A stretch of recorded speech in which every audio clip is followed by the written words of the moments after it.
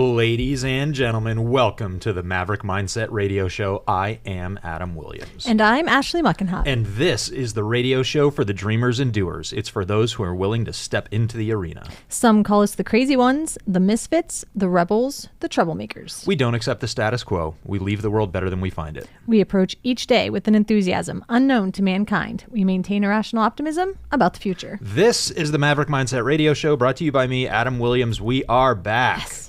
Finally. And you know the lead into our show, they were doing the local weather, and they're like, yeah, a light snow shower. We got like 2 inches of snow. I know. I woke up this morning, I'm like, this is unacceptable. I'm like, why? Because 2 of the last 3 weeks that we took off, I was in California and Florida. Oh, yes. I got acclimated to this nice weather, but we are back. Welcome back. Yeah. It's been, I thought we took 3 weeks off, but somehow it's been a month. So maybe I missed one in there, but I'm excited to be back, and we have a lot of good stuff coming up. Yeah. We have more guests. I've been equating our show to the circus. Because you're into the circus. I'm into the circus right now. I'm into the circus. So one of the things that actually there were a couple of circus related things that we did that we haven't even talked about on this show. So we went to Florida to visit my parents, and we went to the Ringling in Sarasota, which is John Ringling's house, and there's this circus museum there. It was awesome. I picked up in Sarasota a whole bunch of circus memorabilia that I bought at this auction, which we're getting framed, and the framers are so pumped about this stuff. And then last week, I was in Tampa, St. Petersburg, for some media day stuff with this book I have coming out with Kevin Harrington.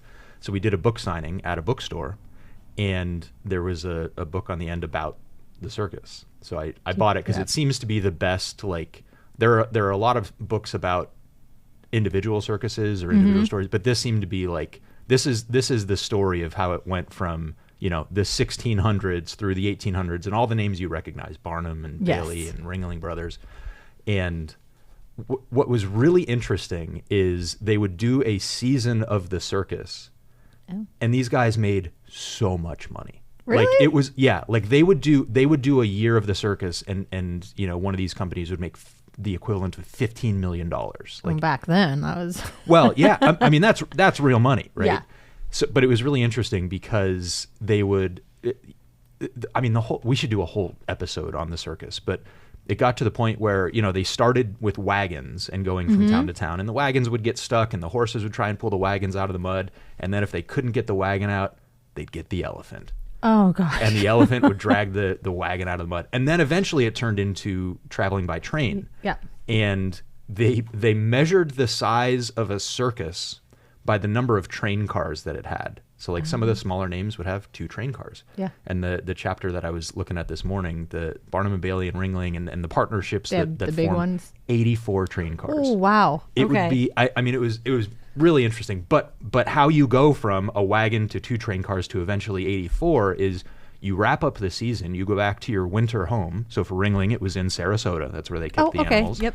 And Barnum would be in New York City because he had his museum that he did there.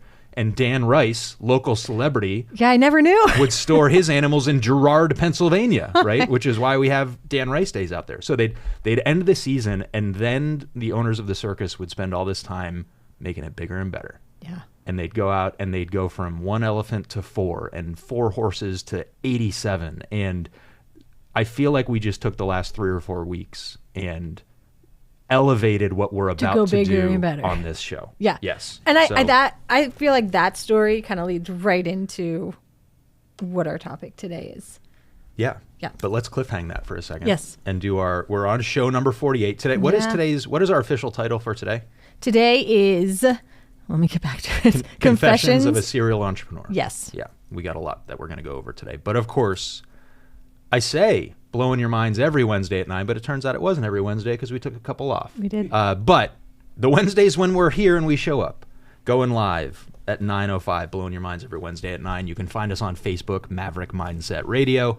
Our episodes are up on Spotify, YouTube, and the Apple Podcast Store. Is that what you call that? Whatever. Apple Podcasts. We're out there.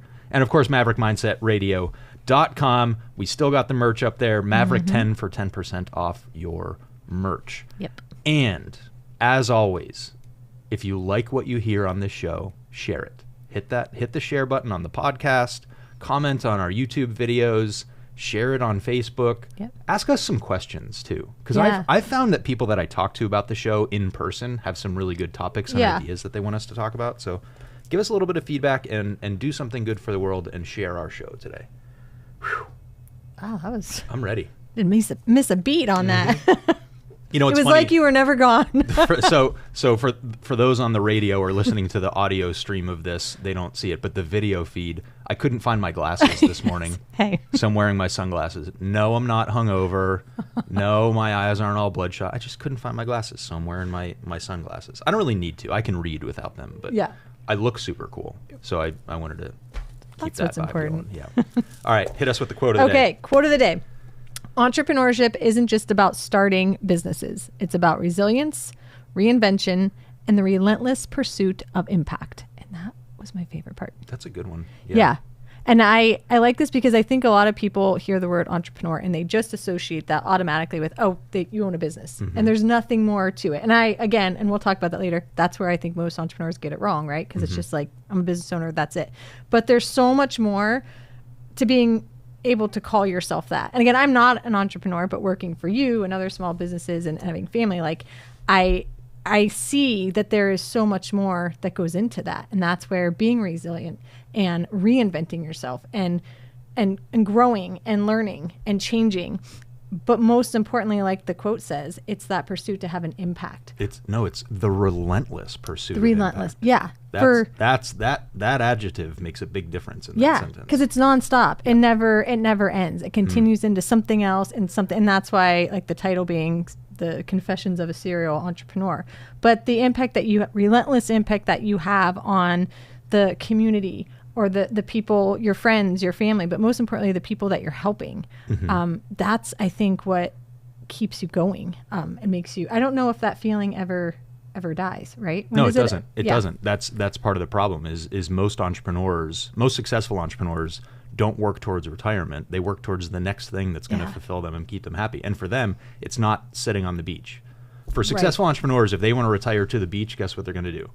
They're going to spend about 2 days out there, and they're going to get bored, and then they're going to start making necklaces out of seashells and selling them to the people walking by, or setting up your chairs and your towels for you. Or it's like the vision in your mind for things doesn't ever turn off. It just reinvents into something else. Well, we don't accept the status quo, and we leave the world better than we find it. That's the impact. Yes. The relentless pursuit of impact. Yes. So yeah, that's a really good quote, and it kind of resonates with me right now because I feel like there's a lot of things that are happening in my life and my business that are the result of resilience, reinvention, and the relentless pursuit of impact. Like right now, you ever have one of those days where you just feel like everything's going wrong? Yeah. Like the car door is frozen and your coffee maker doesn't work and the water isn't hot in the shower and it just feels like, and you pull out your favorite sweater and there's a hole in it, right? I mean, if it can go wrong, it will. That is most days of being an entrepreneur.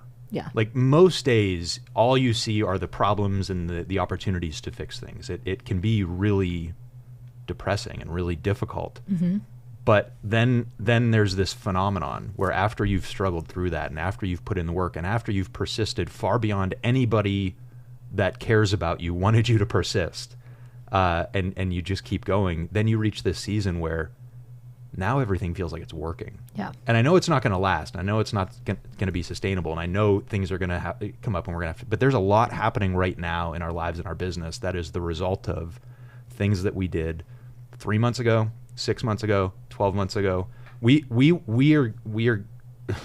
getting paid on some work that we did 4 and 5 years ago now, because the IRS is finally getting around to doing their jobs. I do want to do a show on the mess at the IRS. I was thinking about a guest. Oh, I like wanna have that. on The for mess of the IRS. Yeah. That's the title. We're gonna bring in a special guest for that one. Nice. But yeah, I mean, there's so much going on right now that it's going to look like, how do you get all that done? How did you accomplish so much in such a short period of time? It's overnight success, right? I was going to say, but that's not, right? No, But that's what it's people not. think. So it's going to be, Jackie's book, the book that Yes. Jackie contributed to got launched today. We should link that on our Yes. Facebook page.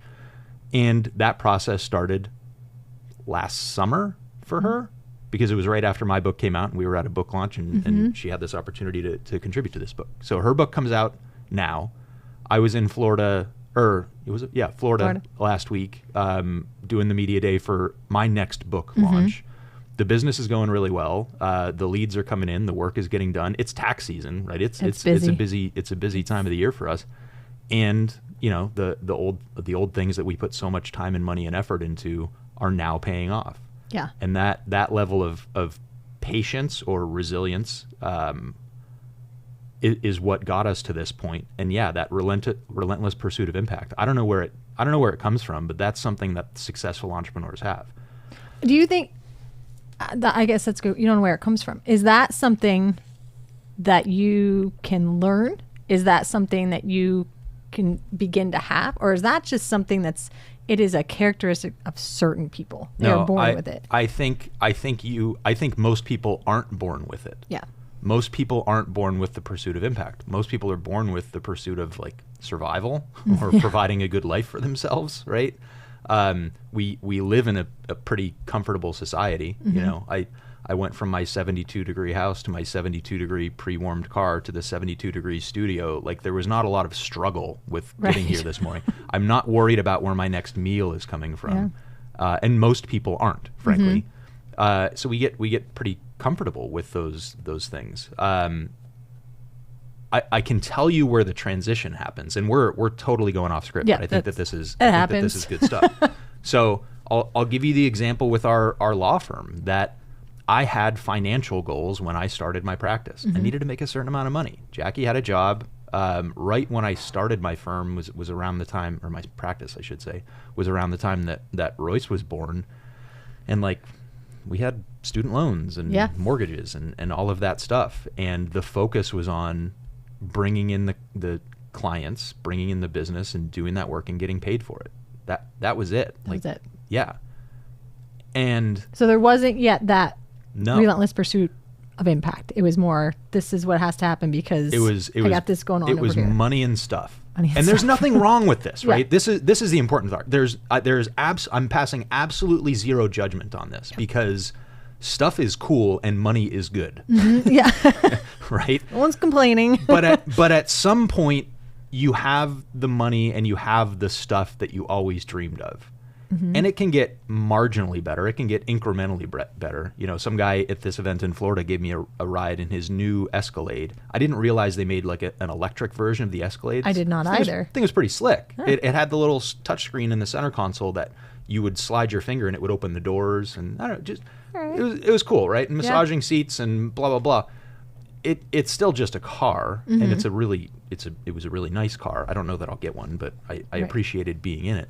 But at some point, like, the next car isn't going to make you that much happier, right? And chances are you buy the $40,000 car and then the $60,000 car and then the $100,000 car, and it isn't a linear improvement with everyone. It's a marginal improvement with every one that you get. But eventually you get to this point where you say, all right, well, I got the stuff. What's next? And that's where the impact really comes in. And I think in my own life, I see it in two areas. One, I look for the impact with our clients, right? This would be clients, customers, and patients, who I've been trying to use all three of those phrases so that people think that it applies to their businesses. But I want to make our clients' lives better. And the interesting part of that is the better I make our clients' lives, the more I can charge for it, right? There's more value there. Yeah. Providing a good meal to someone has a certain limited value. Yeah. But providing a longer lasting impact to somebody's life or business is much more valuable, right? So I see that in one area with clients. And this was a struggle for me last week, because one of the events that I was at, I feel like I was coast to coast last week. It was a lot of work, but one of the events that I was at was with a group of entrepreneurs that I usually don't hang out with. I spend a lot of time with lawyers, because that's been our network. And I spend a lot of time with other professional services businesses, accountants, coaches, things like that, right? The biggest coaching, I shouldn't say the biggest, but the coaching group that I'm the most involved with right now, we're all different businesses, but we're all pretty similar, right? We can use similar marketing tactics. We can use similar management tactics. Kind of the same systems and... Kind of, right? I mean, it's merely an adaptation of what other people are doing. And then I got in this room, and it was with people that are in completely different industries, right? I personally deal a lot with business owners who have businesses that carry a lot of inventory, right? Like that part of my brain doesn't really work. Right. I grew up in a retail business, and my parents, carried inventory and had to pay for that stuff. But that part of my brain doesn't get used very often, because most of our clients do other stuff. Or there was a big equipment rental business there. Okay. And it was really interesting to me talking to these guys. I got a lot of lessons out of a day in a room with these folks. And I actually, it was a good reminder of how good we are at a lot of this stuff. And I don't mean that in a mean way. It was just a friendly, like every now and then you got to say, all right, we have more, too bad. yeah, we have more figured out than we think. But it was really interesting because there were a couple people in that room whose entire focus was still only making money. Oh. So we had a guy come up to us, and he was asking about the size of our email list, which is, as you know, is a big asset for us. Yes. That the contact information of business owners can be really valuable because they've given you permission to communicate with them and market to them and eventually sell to them and work with them, right? So he was giving us all these numbers of, if you have 10,000 people on your list and we can get 20% of them to convert, and we have this $97 initial offer and we can do a 50-50 rev share on that. And it's like he's throwing out these numbers, and it's like, all right, that'd be pretty good money for a couple emails. And then I said, well, what's the $97 thing? Like, what is it? What is it? Like, he told me what it was, but I'm like, what's it do? And the reality was, it wasn't much. Right. It was just a money grab for this guy. And I don't think that's sustainable. I think that's the perception of a lot of business owners, that they're only interested in money. But the successful ones who have long-term success, it goes beyond that. So I'm literally it's talking... like short-term money, right? Like it is. It's very transactional. And we were sitting talking to this guy, and I should pull up the text to get the wording exactly right. But Jackie sent me a text along the lines of, I don't like this guy. Right. So she knew. Intuition. I didn't even realize she pulled out her phone. And I didn't want to be rude to the guy, so I continued the conversation. But I looked at her and nodded, like, yeah, I get it. We're not doing this, right? So that's part one of that relentless pursuit of impact, is I want to make our clients' lives better. Like that's what it comes down to, because that's what keeps them coming back for more and sending referrals to us. The other part of impact, so where we go beyond money and stuff, is seeing the development in our team and making other people better. Yeah. That's like, once you have the money and you don't need to worry about that stuff, this is even more fulfilling, right? Once your basic wants and needs are met, really seeing people grow and develop, and also protecting the people on your team who are interested in growth and development and getting better, protecting them from the people who aren't interested in that. I was going through some files yesterday and basically looked at the list of the number of people that we've gotten rid of in our business in the last 12 months. And I'm very happy that several of them are no longer with us. I'm not crying over it. Right. And in fact, they've made you better, and you're less discouraged showing up to work because there's certain attitudes and mindsets that aren't there anymore. And that part is really fulfilling for me. Now, the result of both of those things, like I said, more impact on the clients, more impact on the team. The result of that is you do make more money. Yeah. Right. But there's a cause and effect relationship there that I want people to make sure that they really understand. Like, that's what matters to me now. And it's not completely selfless, right? My life is better when I work with a better team. My life is better when our clients are better off. But if I focus on that, the other stuff is a byproduct of it. Do you think that the most successful entrepreneurs, it is because they have that need and want to help other people, as opposed to the need and want for just the money, the lifestyle, and the things? Because it's like your heart's in a different place with it. Like, you care more. You should be more passionate when it comes to, I mean, is it fine? Is it fine to be on the other side of that? I'm just doing this for the money. I'm just doing this because I don't want to work for someone else. Or is it, if you really want to be successful, if you really want to have that impact, you should have that passion for helping other people? I mean, it's a fine place to start with the money. But so I would look at this in probably a couple different ways. And one of them is just a general view of competition, right? A lot of people get very worried when another business comes to town and is in the same industry, right? And they focus more on doing harm to their competitors than on making themselves better. And that's not going to work, right? That doesn't work. In fact, another circus story. you'd have two circuses show up to town planning shows 2 days apart, and there wasn't the internet. They weren't promoting these things. They literally sent an advance team in to throw up a bunch of posters, and then when they unloaded the trains, they'd do a parade through town, and people would follow them to the circus. Like, that's how you filled a tent with. Think about this. Carnegie Hall at the time fit 3,000 people. They would bring these tents in, and they would do it they would do what's called a spec, like a spectacle or spectacular, this parade getting people in there. They'd set up a tent and get 10 to 15,000 people in these big tents. Like 5 times the size of Carnegie Hall, which is really unbelievable, I think. It's hard to even picture that. But if you had these two circuses in town on the same day, what ended up happening was the first circus would put up a whole bunch of other posters saying, hey, they're scam artists. Oh, no. Their animals are sick. Their shows aren't that impressive. Like, it was a direct attack on them. And sometimes that worked. But what ended up happening is a lot of the bigger circuses got together. They created sort of a trade group, and they had bonds, right? Oh. So it's like an insurance policy. Yeah. And basically, we would agree not to show up to the same town and attack each other. And if you did, in fact, do that, you lost your money in the bond, and we got paid out for it, right? Nice. So there was some honor there that came along with it. So I think that approach of, like, everybody else has to fail in order for me to be successful, there are some people that never get over that. Yeah. And don't get me wrong.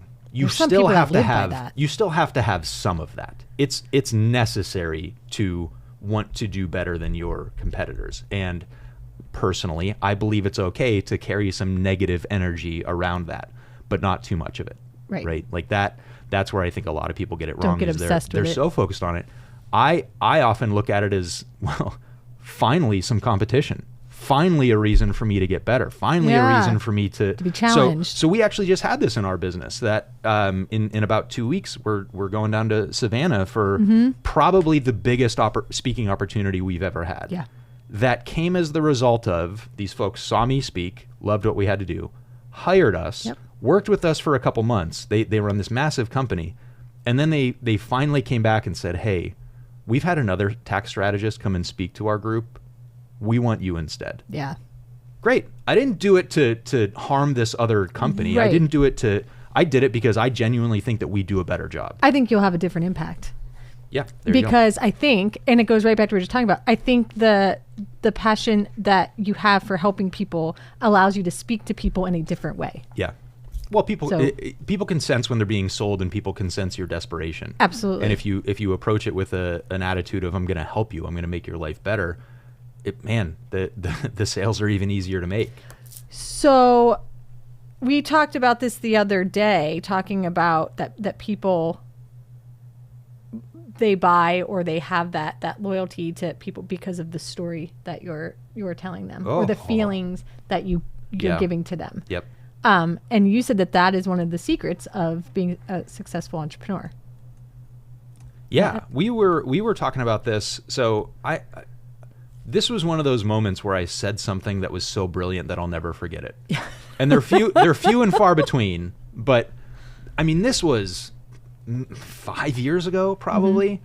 I threw a connection of a connection. Somebody's kid was thinking about going to law school and called me for advice. And smart kid asked the right questions. And he said, what do you think is what's the one skill that you think makes lawyers successful? And I don't know where it came from, because it turns out it's the same skill that makes business owners successful. Mm-hmm. You become a good storyteller. Yeah. That's it. I can sit and preach to you all day long about the value of these lessons and the things that you should be doing, and maybe some of it will stick. Yeah. But if I can demonstrate for you through a story, it's so much more impactful. Yeah. So we were talking about a speech I gave a year and a half ago, and I said, what do you think people remember about that speech? And at the moment, everybody loved it. Oh my God, everybody's got to hear this. This is so good. This is so fantastic. Yes. I said, what do you think people remember about that talk?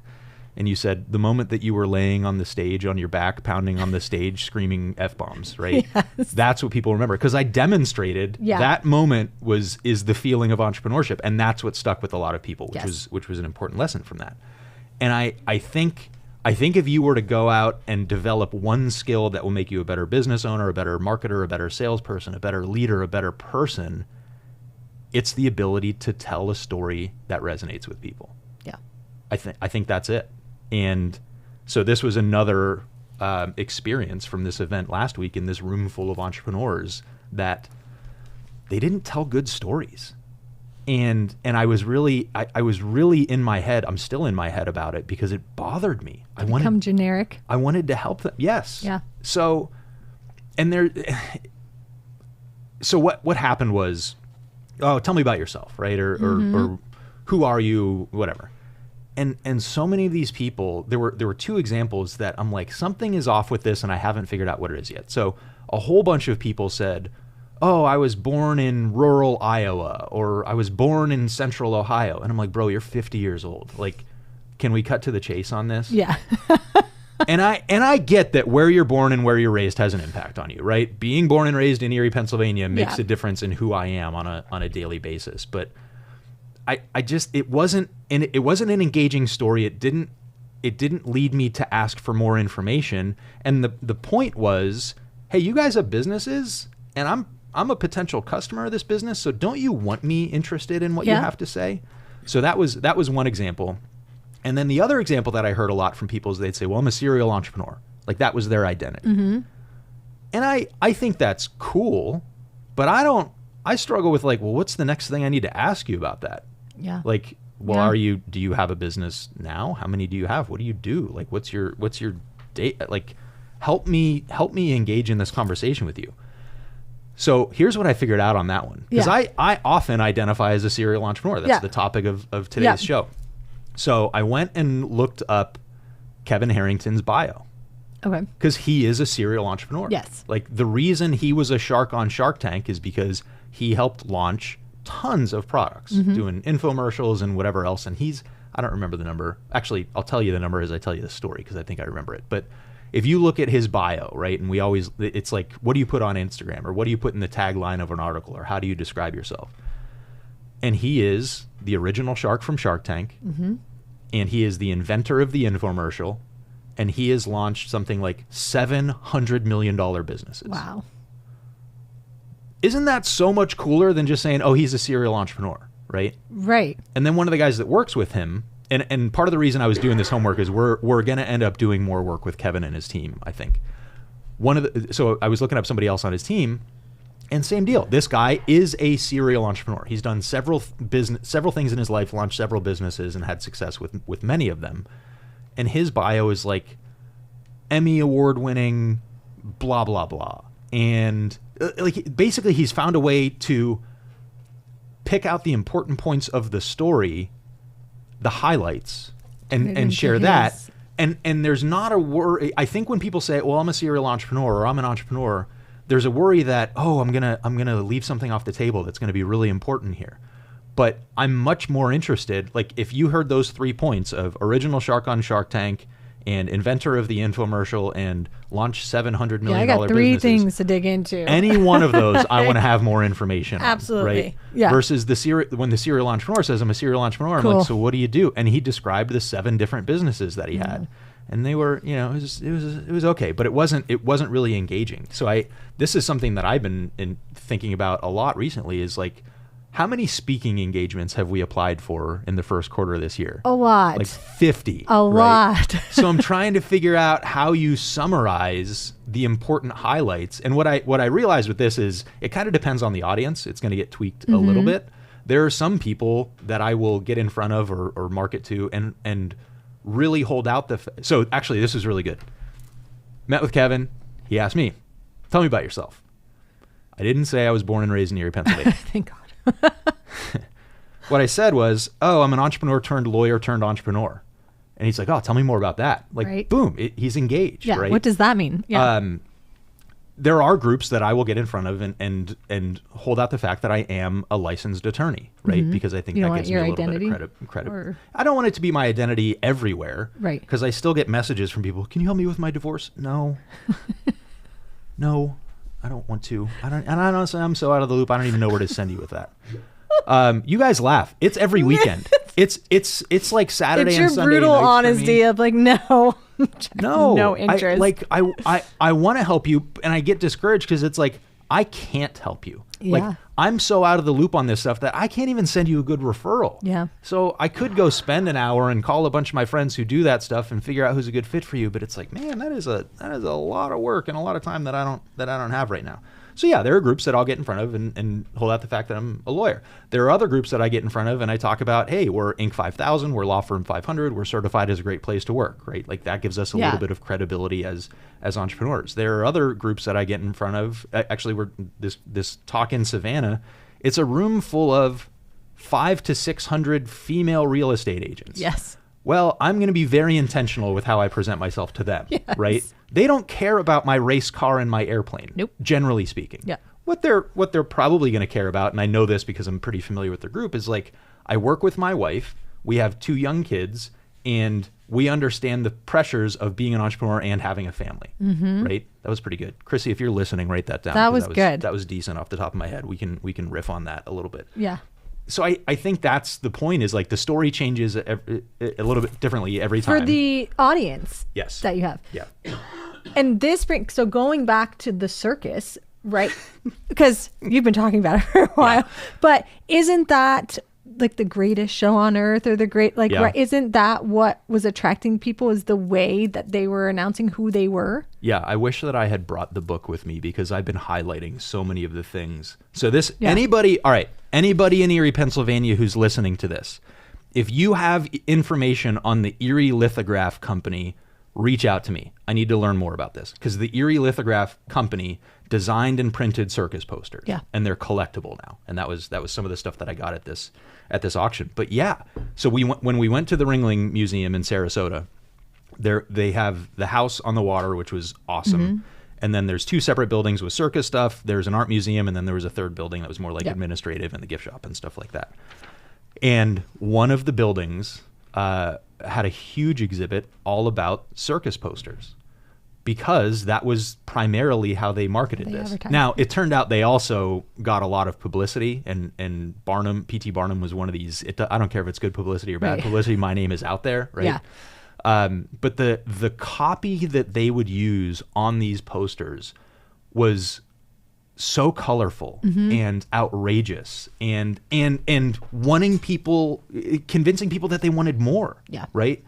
Parading the animals down the street from the train station to where they're setting up the tents. That got people saying, that was pretty cool. Now I can't imagine what else will they do? A flaming trapeze and elephants jumping through hoops or whatever it is. So yeah, it's really interesting seeing how they promoted some of that stuff. And we talked about it with the greatest show on earth.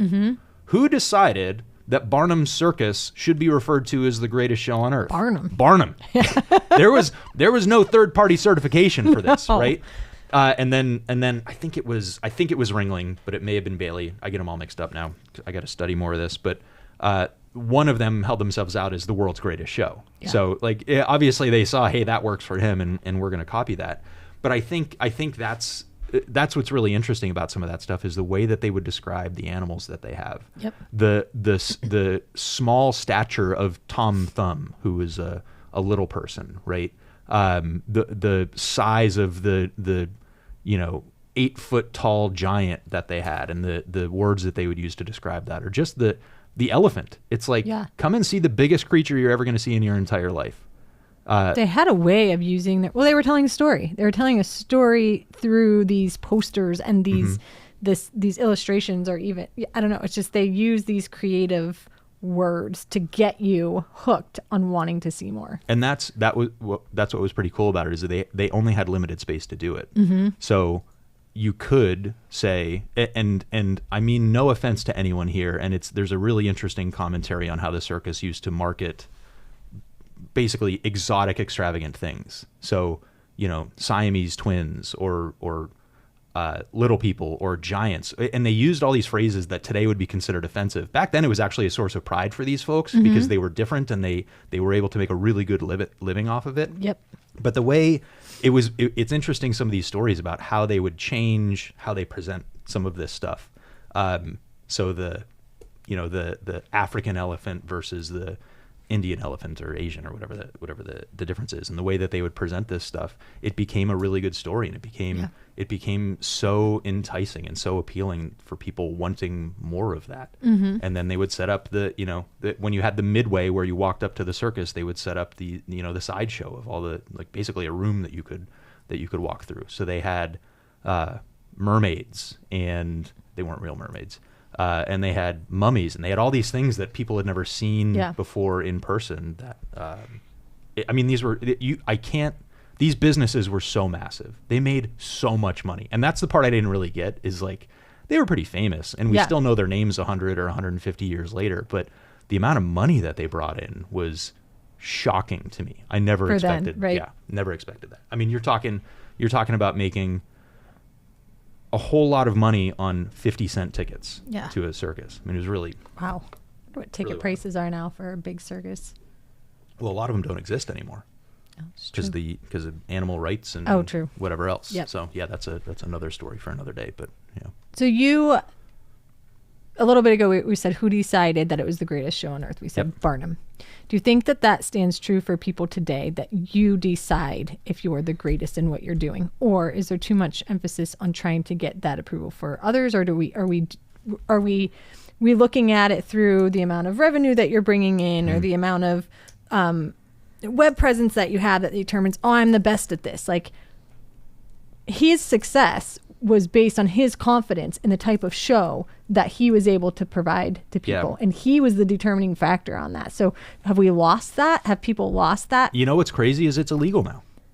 Really? You literally couldn't say it's the greatest show on earth, because some consumer protection agency is going to come in and say, you're not actually the greatest show on earth. You can't use that phrase. Yeah. That's ridiculous. It is ridiculous. But you see influencers, well, maybe you don't, but I follow this stuff. Like, influencers get sued for saying things all the time that it's like, really?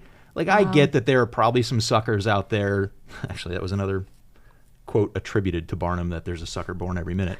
That actually wasn't his quote, and there's a good story behind it, but I don't want to tell that story right now. But yeah, there's a lot of the government is here to protect you from things like that, and it's kind of a shame.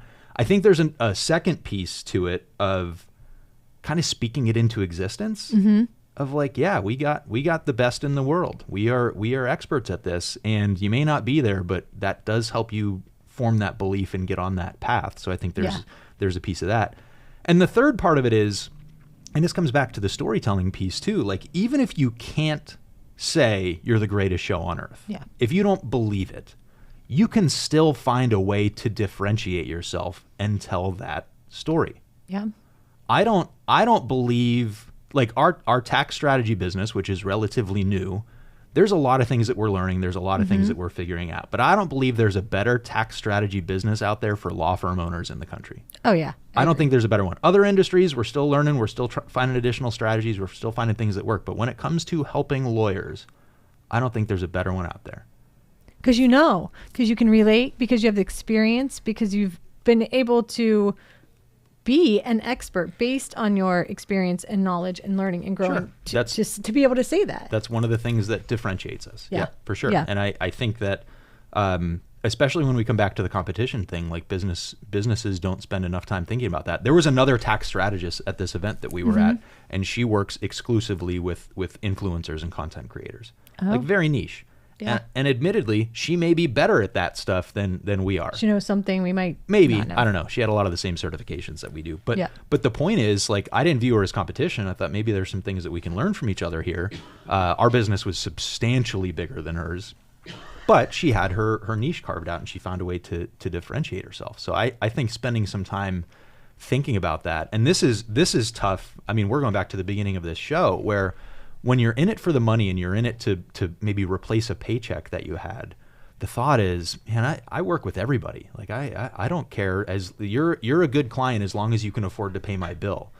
And the sooner you can get out of that mindset, the better. The sooner you can realize the more you niche down, the easier it is to go and get your clients or customers or patients. So you said, mentioning this person, they have the same certifications and stuff that we do, which is the same, a lot of tax strategy businesses or a lot of other businesses, everybody has the same certifications. But what is it that you have to have that stands out past that? because it's the certifications. Like, great, everybody can have that. So what has to stick out past So that? that's a good question, because it's for most of us, it's usually not one single thing. Right. So, I mean, Kevin Harrington can go out and say, I'm the original shark from Shark Tank. That's enough. Like, we're cool. We know you're legit, right? Every article, I'm consuming way too much news right now, but every article in the New York Times, they don't do this in the Wall Street Journal, but every article in the Wall Street or in the New York Times that mentions Elon Musk says billionaire Elon Musk, right? As if that makes any difference for the guy's credibility, right? Federal judges deal with this all the time. You can be a judge your entire life, but if you get appointed as a federal judge, they always have to mention which president appointed you so that they know where your biases may lie, right? Like this was a Trump appointee so and so, or this was a Clinton appointed, or Obama, or whatever. So I think, but so in a lot of those instances, that singular point, that singular detail may be enough to differentiate you a little bit. But the reality is, it's for most of us a combination of things. Okay. So for us, it's the certifications, and it's the experience that we have, and it's the fact that we are a team of CPAs and lawyers. And if you took any one of those, there's other businesses out there that have that stuff, but it's that combination of it. Yeah. So it's the same thing with core values in your business, right? There are other businesses that share the same core values that we do, right? A core value of figuring it out, or a core value of being curious and not judgmental, or our core value of take yourself serious, or take your job seriously, but don't take yourself too seriously. Other companies have those, but it's our combination of them that makes us different, right? Yeah. Like they may not have them in the same. It's not the same recipe. So I think that's really what it is spending some time figuring out what makes you different. And for small businesses, you don't have to look very far, because as the owner, what makes the business different is you. I was just going to ask you that. Then isn't it also, again, your relentless pursuit of the impact that you want to have on people and your passion for what you're doing? I think that's something that differentiates us, because we have that. Absolutely. We may need to update our core values or our guiding principles, but that's part of it. Is like we're in tax return season right now, and we had this conversation yesterday. There are a handful of people that we need to put on extension because we don't have the information that we need. And I think there are plenty of we've seen this with clients that left other accounting firms, where the accountant sends the form and says, sign this and send it back to me. And they don't explain what they're doing or why they're doing it. Whereas our clients have a real understanding. Jackie was meeting with a client last night that as we worked through his tax returns, it turns out his income was higher than he expected, which usually means your tax bill is higher. But she went through and explained to him why. And he had an understanding of, oh my gosh, we were accounting for this one thing completely wrong, and it understated our income. Well, even though, all right, so there's two parts to this. Part one of that he felt better, even though it theoretically would increase his tax bill. He felt better because he had more of a knowledge. Yeah. The second part of it was she went and found a bunch of other stuff that was going to reduce his tax bill, so that made him even happier. But that I think that desire for our clients to understand is so huge. Or it takes away a fear of not knowing. You and I met with those guys yesterday that are partners in a business, and the one guy who seems to be the financial guy kept saying the word feel. Oh, and you said something. I feel like we don't have the cash flow. I feel like we can't make the distributions. I feel like we're not as profitable. I'm like, bro, it's time to get your feelings out of this, and like, let's look at reality. Yeah. And let's look at some numbers, and let's get some analysis here of where's the cash going, and where are you losing money in this business, or where are you making money, so we can go and do more of that. So you can know. And I think there's plenty of our competitors out there that would take what they have and go behind the curtain and as the Wizard of Oz and come back out and say, it's done, you're welcome. But I think our desire for the clients who want it to actually understand this stuff, that's something that differentiates us as well. And that, again, that is not something that we designed. That's not something that we invented. That is deeply ingrained with me and with Jackie. Yes. That we want people to have an understanding of what they're looking at. Yeah. Because it's complex and it's confusing. I mean, the tax code, right? Is there, like, maybe other than certain areas of medical practice, is there anything more complex with that? Like, it's super confusing. It's changing all the time. There's a lot of gray area and a lot of room for interpretation. So giving people an understanding gives them a lot of confidence Yeah. to go and run their business. And that's what we're about. We like, I don't know if you've noticed, I tend to over explain things, right? I tend to really make sure that things are clear and then want you to repeat back what I said so that I know that you understand it. know Yeah. what it is, right? So that's something that differentiates us, but we didn't invent it. We didn't It's stare out because the of who window. you are. We just, you go through this self-discovery and say, no, this is who I am. Yes. Right. Yep. Actually, this was another Kevin Harrington story that we took pictures and video. It was all day. Yep. Right. And he did something like 32 interviews that day. Yeah. And the guy invented the infomercial, and he sat there, photo shoot, and then he sat there, video, and then we changed locations, video. So 32 times, basically 3 different sets. He did not break character. He did not stumble over his words. The guy was a machine. Yeah. It was really impressive to see him work. Yeah. Right. It's like watching a great athlete or a great performer. Like, Yeah, you're just in awe they of don't like, trip up. Like, but here's the thing.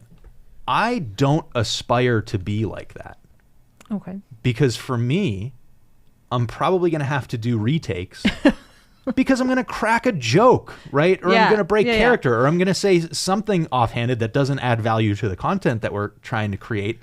And I'm okay with that, right? Yeah. That comes back to, I take my job seriously, but I don't take myself too seriously. Mm-hmm. Like that's who I am. Kevin takes that job seriously. Now, when he was done at the end of the day, I know where he went, and he Yeah. left and relaxed and cut loose a little bit, but he was on. It's almost like switching characters. Like, It is. you gotta. Well, I think that's It's actually like Batman putting on his suit.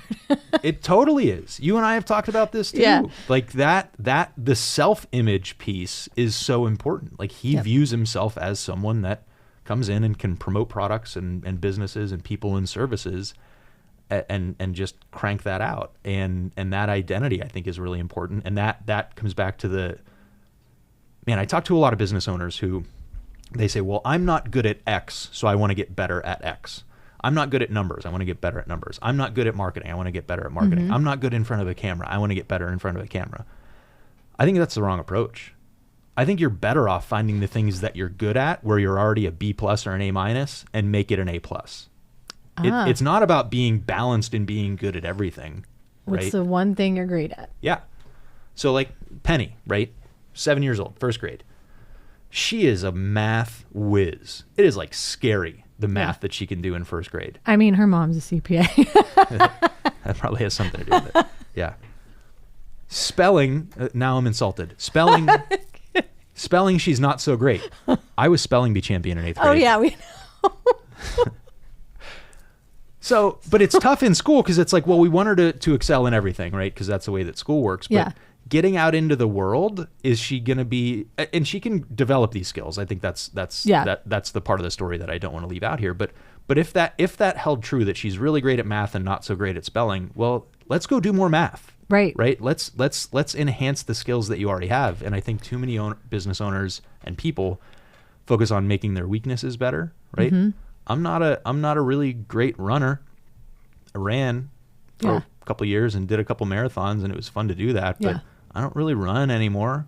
Not great at it, and I don't enjoy it. So I was just talking to someone yesterday. So I'm glad this came up then. So a lot of entrepreneurs have a lot of different things going on, right? They're big, and I think you've said this before too. You are great with the vision and coming up with it, and then you're on to the next thing. Somebody Yep. else like, let's see this through the finish line. Do you think, and this plays off of what you just said, find what you're great at and put your focus into that. So is it smart to have all of these different things going on because then you can't truly focus on where your passion is or what you're doing? Or do you want all of these different things going on so that you can be having these different streams of revenue or projects going on? Like, what's the best way to do that? Most business owners are spread too thin. Yeah. So for me, I've been fortunate that I discovered that about myself. The first 20% of a project, I am really good at. Yeah. The last 10%, not so much, because I'm super bored by that point. Yeah. So what did I do? I built a team, and we do tests and assessments to make sure they're the type of people that enjoy the middle and the end of projects, because I'm really good at the beginning of it. Yeah. Right. It wasn't always like that because I used to have to do it all. Right. that I'm fortunate in that regard, is I found that strength and then I built a business that supports that strength. The other thing that's really interesting to me is entrepreneurs have a tendency to see more opportunities than threats, right? Okay. They see more pros than cons. They see more abundance than lack, right? That's what entrepreneurs do. The problem with that is we end up saying yes to way too many things because of that. And I have found a couple of things. The more I can say no to stuff, the better off I am, the more successful I am. Okay. Right? But I've got to have some criteria around making those decisions. The other thing that I've found is the bigger my goals get, the more limited my options become. Right? Oh. So if I want to do $1 million in revenue, I can do that a whole bunch of different ways. And I can be a lawnmower, but when the customer says, "Well, can you clean out my gutters?" Yep. Can you clean out my pool? Yep. Can you sweep my front porch? Yep. Because I can do all of those things. But if I want to do $10 million, there are certain things that I can't do anymore. Yeah. There are certain low value activities that they're not going to get me there. Focus. Yeah. I was reading a really interesting article this morning because Trump is attacking lawyers and law firms and judges. And one of these law firms like basically struck a deal with him so quickly that I think it's going to completely backfire on him. They're a big law firm. Well, man, we don't have enough time for this story. Big law firm, Democrat leaning, support a lot of Democrat causes, and they are known for being like cutthroat litigators. Trump issues an executive order saying, sorry, you don't have access and you can't do this government stuff anymore. Oh, wow. And they went in and cut a deal. They're litigators. They're known for fighting and winning things. And they gave in. I don't have anything nice to say. But as part of this article, the Wall Street Journal linked to some other articles talking about some of these lawyers that make $10 and $15 million a year, like partners in these big firms.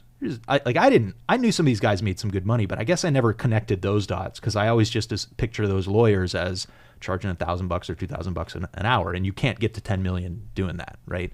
But then you realize once they're originating the business and they get a team, like they become a business in and of themselves. I don't even remember where I started this story because I got so fired up. But so you got a lawyer who's a partner in a big law firm making $10 million a year. Do you think he's sitting in front of his inbox all day? No. Do you think he's answering his phone when it rings? No. Unless it's the president. Yeah. Right? Do you think he's ironing his own shirts? No. No, because if you want to make that money, there's fewer things that you're able to do, right? Yep. He doesn't have a side hustle. He isn't cutting his own grass. He or she, sorry. Yep. They tend to be male. It's all right. I'm not being mean. But so yeah, I think that you were asking about like having so many things going on. Yeah, and what do you focus on? It is a superpower and a weakness at the same time. Okay. So how do you eliminate the weakness side of it? Well, for me, that involves building a team and saying no to more things. And how do I develop the superpower? Well, I'm pretty good at public speaking. But that doesn't mean I rest on my laurels. I'm studying this thing all the time. I'm watching what other speakers do. I'm watching historically how did they promote the circus, because there's lessons that you can learn. You're taking what you're really good at, and how can you get better? Yeah. At that. Yeah, I think that's super important. I'm not super great. This will shock you, Ashley. Okay. I'm not super great with emotional intelligence. Oh. Shut up, Joel. If you know Adam, you know this. Now, here's the thing. I know it's a weakness and I'm aware of it and I'm mindful and I try and get better, Yes. but I'm not going to focus a ton of energy on it. Yeah. And a whole bunch of people are out there going to judge me for it. And I don't care, because by focusing on my superpower, I'm able to build what I want and help more people and do more good for them. And if I didn't compliment their shoes or pat them on the back that day, that's okay. Yeah. As long as I know it, right? Yeah. There's plenty of other people that will beat themselves up for like, wow, I'm not a nice person. Yeah. Or whatever, right? So that's a really good one. Storytelling is another good example. I've usually been a pretty good storyteller. We used to sit around in college and it would be like a contest of who could tell the best story. Yeah. Right. So but I've continued to develop that skill, and I think it makes me a better leader, a better business owner, a better marketer, a better salesperson, all of those things. Makes me a better dad. Telling stories to my kids, that's how we pass down lessons from generation to generation. So, man. So telling them the stories instead of, like, I don't know the word to use. Yeah, the stories, not the... Instead of lecturing. That's it. That was the word, that's lecturing. Really what it is. Yeah. Man, I blacked out. What did we even talk about today? I know, it went by so fast. Flew by. I'm excited to be back, though. It was great having you all back with us today. Go out and have a great week. I believe in you.